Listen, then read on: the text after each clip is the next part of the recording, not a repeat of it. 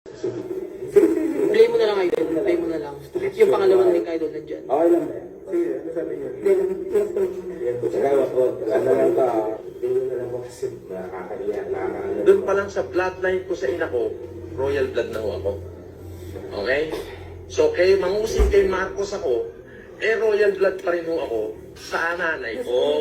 Oo. Condonia at royal blood si Aling Remy, bakit mukhang baluga? Sagot! Bakit yung nanay ni Pacquiao, mas masahol pa sa baluga? Sagot! Yun lang yun. Ano?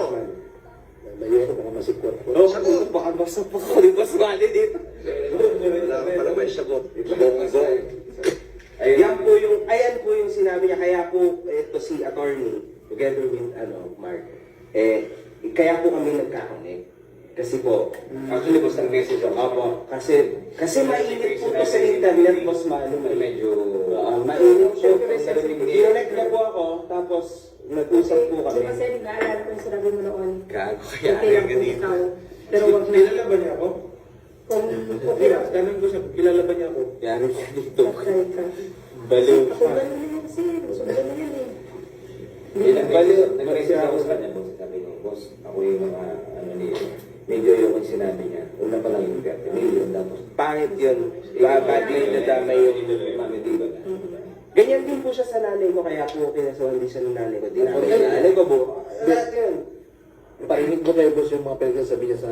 Hindi, wag na. Okay yan. Nakahiya naman. Pero kasi ganun po siya.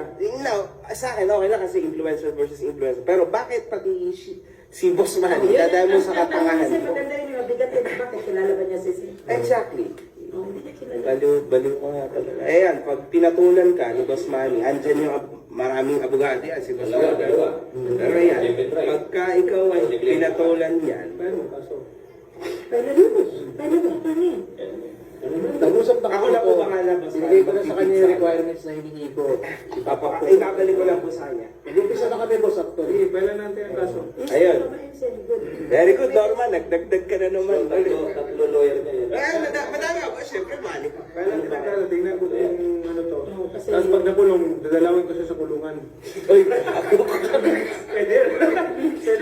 binabangon ko na ba yung tulong mo? Kasi binabangon Ayaw niya na kung saan ko tulungan.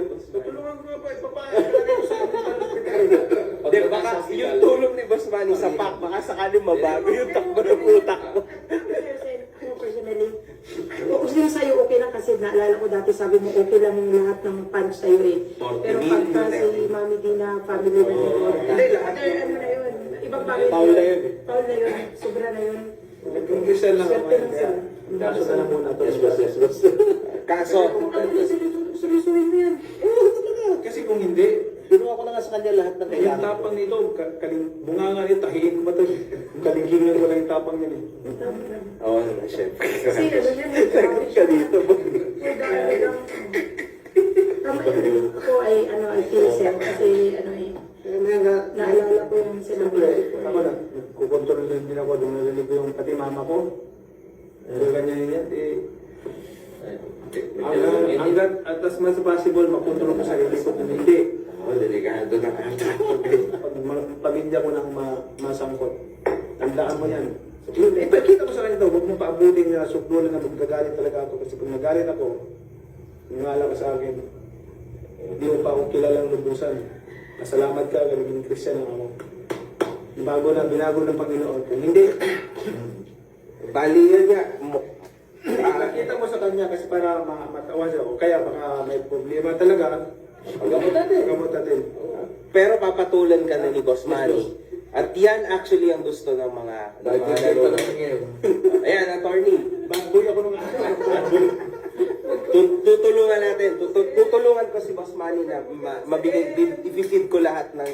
Pero siyempre, Kailangan. mas naman tayo. Yes, oo. Kasuhan natin. Yes, boss. Tama. Pero dapat ano Pero talaga na? huwag mo ipakita yung ano mo, Angas yan mo. sa angas mo sa Internet.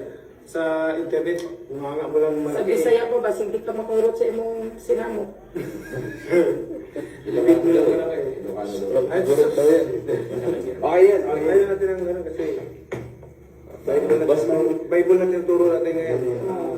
Mga kombre ko, ito huling mensahe ni Boss Manny para sa mga OFW.